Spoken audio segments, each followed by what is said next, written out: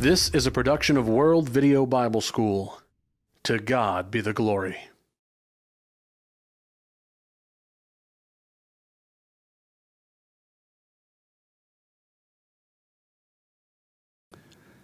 The Sermon on the Mount. That is our study that we're in the middle of, and I thank you for watching this video today. In July and August of 2015, the Barna Group, who does a lot of polling about a lot about religious matters, and these figures I'm about to give you came from their website, barna.org. They did a study in which they asked 2001 teens and young adults. These were people from the ages of 13 through 24. They asked them to rank certain actions on a 5-point morality scale that ranged from always okay to always wrong. And in between, you had sometimes okay, you had morally neutral, then sometimes wrong, or usually wrong, and then ultimately always wrong. So you had that 5-point scale. And so they gave them certain scenarios, certain actions, and they said, why don't you rank those on this 5-point scale? Here are some of the results of that survey. The top number one immoral act among those that were polled was stealing. And 88% of those surveyed labeled stealing as either always wrong or usually wrong. So they considered it to be, at least to some measure, immoral. Here are some others. Adultery was next, and it was 75% of people who labeled it either always or usually wrong. Number 4 on the list, interestingly, was recycling. 56% of those surveyed said that not recycling is morally wrong.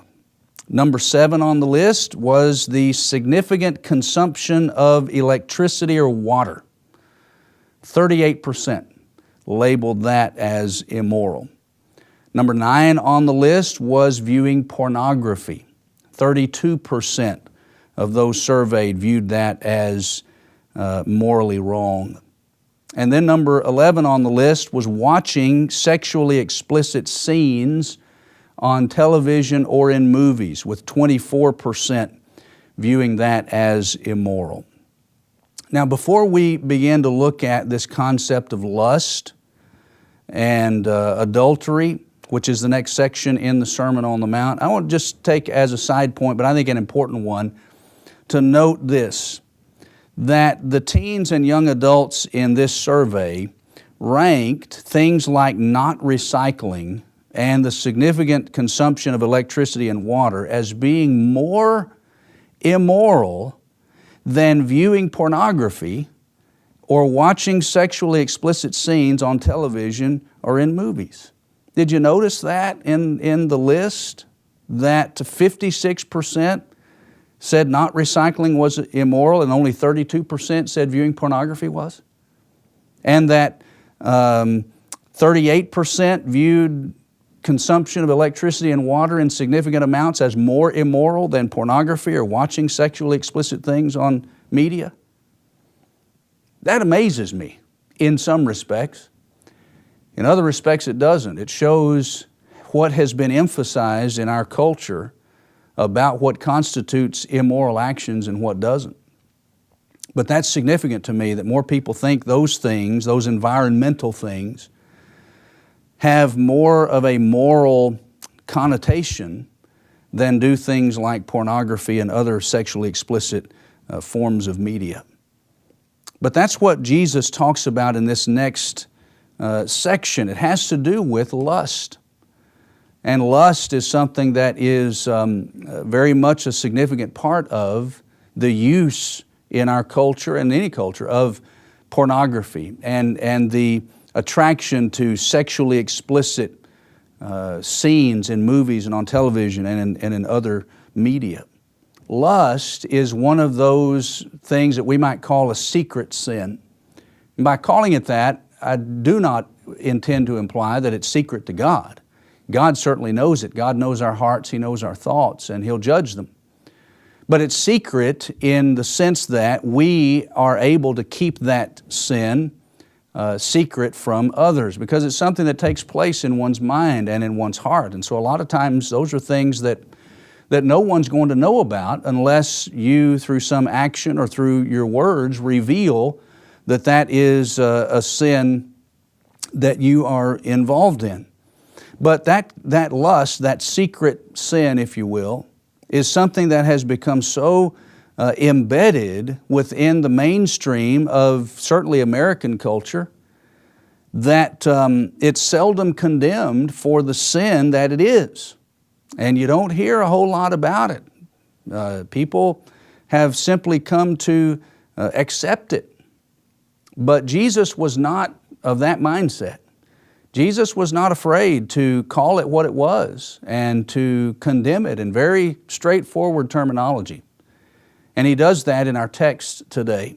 And so let's call our attention to that as He not only condemns it, but even calls for what some would consider radical action to avoid it.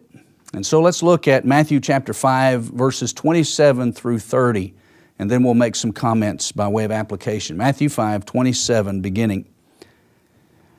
You have heard that it was said to those of old, you shall not commit adultery. But I say to you that whoever looks at a woman to lust for her has already committed adultery with her in his heart. If your right eye causes you to sin, pluck it out and cast it from you. For it is more profitable for you that one of your members perish than for your whole body to be cast into hell. And if your right hand causes you to sin, cut it off and cast it from you. For it is more profitable for you that one of your members perish than for your whole body to be cast into hell. Jesus, in this passage, does what He did in the previous section that we studied in our last lesson. And that is, He calls attention to what they had heard. And then He's going to call attention to what they had missed, what they hadn't really heard about. And then He's going to give them some instructions on what they should do. And so let's look at that as we work ourselves through this text. First of all, consider what they had heard. Verse 27, He says, again, you have heard that it was said to those of old, you shall not commit adultery. So His listeners had heard the prohibition. They were aware of what the Scriptures taught, and that is something that was a part of the old law. You shall not commit adultery, one of the 10 commandments, Exodus chapter 20, verse 14. And so the law stated that, the law prohibited adultery, and the scribes and Pharisees were in the habit of teaching that. That's what they had heard taught. But the law was equally clear that one was not to covet. One was not to have this overt desire for that which was not theirs. And specifically in the law, He said about coveting that they were not to covet their neighbor's wife, Exodus 20, verse 17. That was as much a part of the commandments as was the previous one, don't commit adultery. But this evidently, this latter part about coveting the wife of one's neighbor, that evidently was something that wasn't as emphasized as was the previous, as was the actual adultery. So that's why Jesus says, here's what you've heard. Here's what they've emphasized. They've emphasized the adultery part, which again, vital, important. They needed to have that emphasized, but not to the exclusion of these heart matters. And that's where Jesus brings the focus back. He brings it back to the heart. Just like He had done with the previous one with regard to murder. They had emphasized don't murder, don't murder, don't murder, and had not emphasized the importance of cleansing and purifying the heart of its sinful anger. Well, here they had evidently emphasized don't commit adultery, and had not properly emphasized, again, the heart problem that often leads to the act of adultery, that heart problem being lust, sinful desire. And so that's what they had missed. Here's what you've heard, here's what you missed. Verse 28, I say to you, whoever looks at a woman to lust for her has committed adultery with her already in his heart. So Jesus is informing them that you could be guilty of sin without actually committing the physical act of adultery. You don't have to go that far in order to be guilty of sin. If you harbor lust in your heart, then you're guilty of that kind, heart adultery, if you will. You may not have done the physical act, but you're still guilty of sin. You've done the act in your heart, and that's not any more acceptable than doing the physical act itself. And so this adultery in the heart happens when a man looks at a woman, and conversely too, a woman looks at a man, but specifically this tends to be more of a male problem, this lust idea. When one looks at another and lusts for her, Jesus says that's when this adultery in the heart has taken place. Now lust is, again, the strong desire, the inordinate desire to have that which is not yours. Lust doesn't have to be a sexual thing. You can have inordinate desire for something else, but in this context, that's what he's talking about. The lustful desire for someone that you shouldn't have. And incidentally, from a grammatical standpoint, this is important, I think. When he talks about lust, whoever looks at a woman to lust after her, that's a present tense participle in the Greek text. And all that means is, on a practical level, is it refers to that which is ongoing, who is looking at ongoing with lustful intent. In other words, the distinction to be made is, Jesus is not here condemning the passing glance. He's talking about the continuous stare.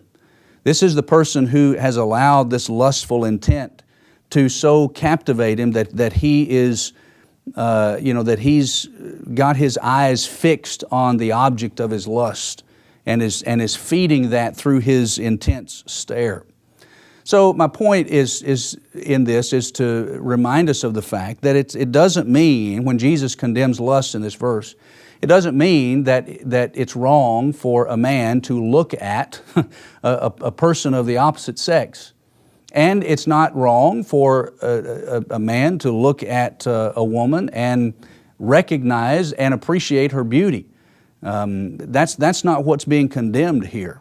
What's being condemned is the lustful desire to, in an intimate way, have that which you have no right to have. That's lust. And so it's that continual stare of intent of I would really like to have her. And that's what's being condemned. And that's the adultery that a person has or commits in his heart.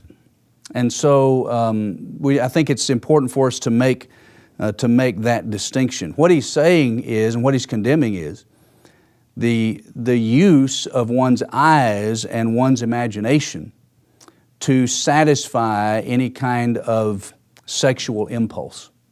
That's what we can't do. Yes, we can appreciate beauty, but we can't use our eyes and our imaginations to satisfy any kind of sexual impulses that we may have. That's lust, and that's what Jesus condemns. And so to do that is to commit sin.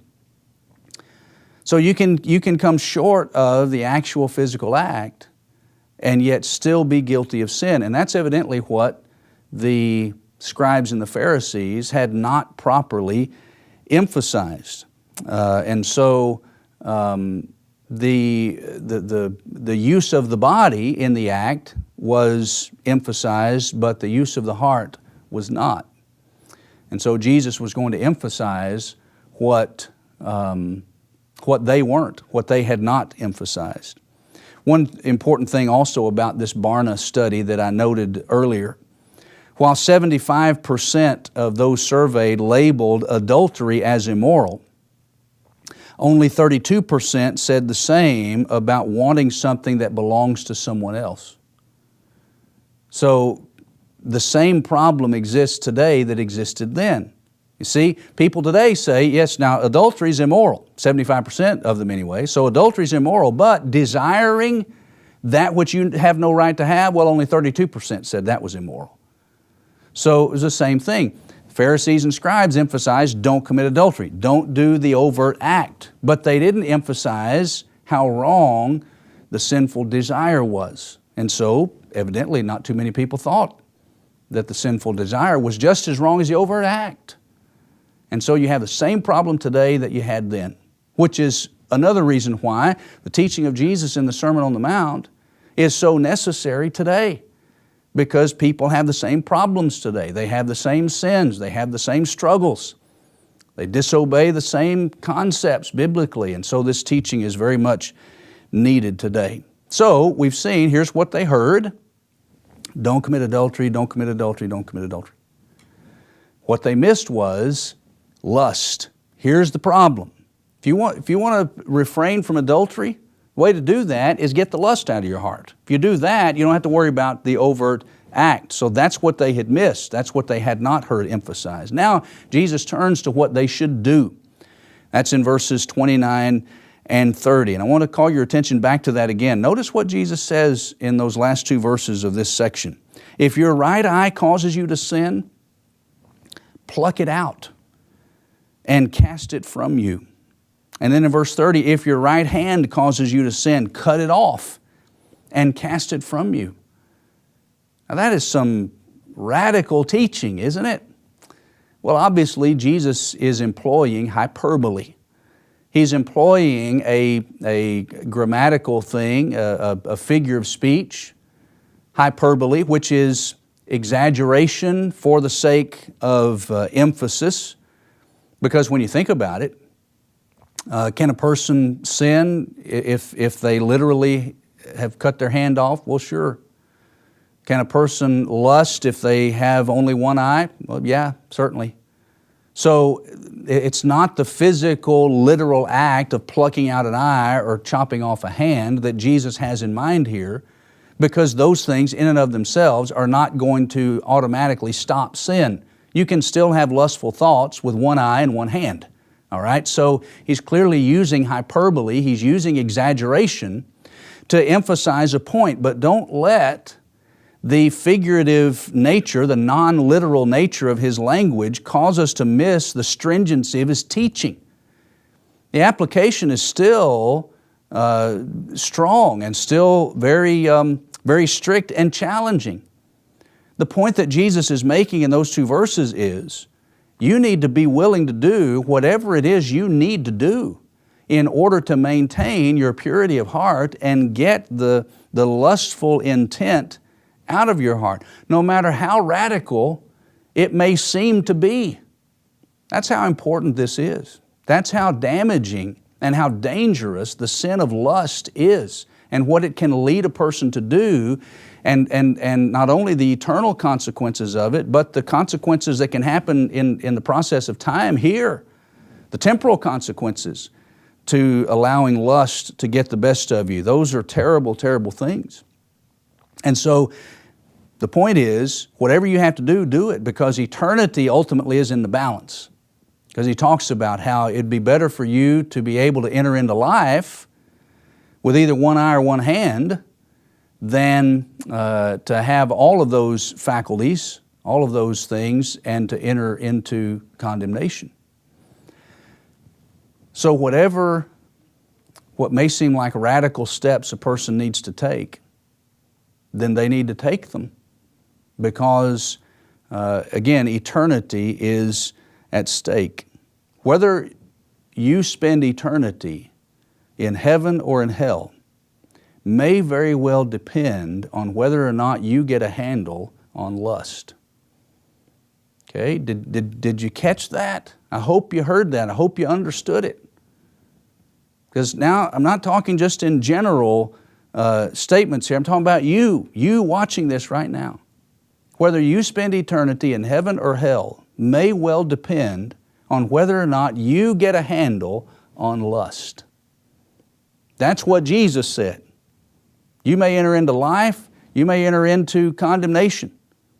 And the determining factor is going to be, was I willing to take the steps necessary to get the lust out of my heart and to eradicate that sin from my life? That's how important this is. And American culture is our enemy in this battle. Our society is not helping us to win this battle. It's doing everything it can to cause us to lose the battle. Hollywood's not helping us. When you look at so much of what's produced out of Hollywood, they keep pushing the envelope in movies and television, advertising. It's all over the place. And don't ever forget this fact. Hollywood, as such, doesn't care where you spend eternity. They don't care where they spend eternity. They certainly don't care about you. They care about pushing their agenda, and that agenda involves a lot of lustful material, lust-inducing material. And so from television to commercials to movies, they're saturated with immodesty, which tends toward lustful thoughts. So Hollywood's not helping us. Our culture is not helping us. Our culture has lost its mind with reference to what constitutes that which is modest apparel and that which isn't. And it's amazing. The internet doesn't help us. I also learned from Barna in some of their studies that 1/3, 33% of Americans seek out pornography on the internet every month. 33% seek it out on a monthly basis. And so that's what we're up against. That's the culture in which we live. That's what's being pushed. And so we have to go to extremes as other people see it and do what others would consider radical things. We may have to do that. Some of us, if that is one of our big problems. Maybe you need to perform some radical surgery. Like Jesus advised in this passage, He using, hyperbole, figurative things, but maybe there's some things that you need to cut off from your life, not literally an eye or a hand, but maybe things that you need to quit doing because you can't seem to get a control on things. If it's movies, if it's internet things, whatever. Sometimes we may need to perform that kind of radical surgery. But the answer to all that is Jesus. That's the answer. Yeah, problems with lust and adultery, perhaps. The problem is Jesus. Recognizing what He's taught. Jesus is the one who describes sin as bondage and slavery. He described it that way in John chapter 8. John chapter 8, beginning in verse 32, we find Jesus saying these words, "You shall know the truth, and the truth shall make you free." They answered Him, his people listening to Him, "We are Abraham's descendants and have never been in bondage to anyone. How can you say you'll be made free?" Jesus answered them, "Most assuredly I say to you, whoever commits sin is a slave of sin." So in John 8, Jesus described sin, habitual sin, as bondage, as slavery. Sin can capture somebody like that. And lust is sin. And there are those who are slaves to lust. And Jesus came to free people from the bondage of sin. So the answer to a lust problem ultimately is Jesus. He came to offer freedom from that kind of bondage. And so in Christ you have grace and forgiveness. When we turn our backs on sinful practices and penitence, and we turn to the Lord in obedience on His terms of obedience, we can find grace and forgiveness. Ephesians 1 verse 7 says, "In whom, in Him, in Christ, we have redemption," the forgiveness of our sins, So if you're struggling with, if you are wrapped up in the bondage of lustful sin, Jesus is the answer. He's the one that offers you grace and mercy and redemption and forgiveness. In Jesus, there's strength for the fight. Hebrews 2 verse 18 says regarding Jesus, in that He has suffered being tempted, He is now able to come to the aid of those who are tempted. That's a wonderful promise, that through Him we can be strengthened in the fight. I can do all things through Christ who strengthens me, Philippians 4 verse 13. So if that's you, if that describes you being in bondage, in shackles to sin of any kind, lustful sin included, Jesus is the answer. He not only offers grace and forgiveness and strength and help, He offers tough love and accountability. All things are naked and laid bare before the eyes of Him to whom we must give account, Hebrews 4 verse 13. There's incentive to obey, knowing that Jesus knows us intimately and He sees us wherever we are, whatever we're doing. And so Jesus not only offers us that opportunity to be forgiven, and He offers us strength and help, He offers us accountability too, which we need as we fight and struggle against sin. And He offers us tough love, and sometimes we need that too. Like in chapter 5 of Matthew verse 29, when He says, make radical change if you need to make it. He didn't try to excuse lustful sin. He didn't try to make it not sound as bad as it is. He was very plain and very straightforward. You've heard it said, don't commit adultery. I'm telling you, get into your heart and root the lust out. Don't even look at a woman with lustful intent. And then that'll take care of the adultery problem, and it'll also purify your heart, which is also a problem. So that's tough love. That's straightforward teaching. But that's what Jesus offers us, tough love and accountability. See, the bottom line is ultimately this: Jesus did not die for us so that we could soften His call for sexual purity on our part. He didn't die for us so that we could change what He said and lessen the requirements that He places on us as our King. We're going to be citizens of His kingdom. We're going to truly follow Him and let Him call the shots, and we be subject to Him. Well, then that's what we have to do. We can't change what He said. We're not in a position to do that. We don't have the authority to do that. We're the subjects. He's the King. Jesus died to save us from hell. And the sad reality is that everything that He did will ultimately be for nothing to those individuals, because some folks seem intent on warming themselves close to the devil's fire. And if you do that, you can't take fire into your bosom without being burned. The message of Proverbs 6 verses 27 and 28. So don't let lust, don't let sexual sin keep you out of the kingdom. And it doesn't have to. It doesn't have to ruin your life. There are success stories out there of individuals who made radical change. Some of them even giving up the internet because they couldn't control themselves, and so they made radical surgery. What do you need to do to get the lust out of your heart? Whatever it is, Jesus says, do it.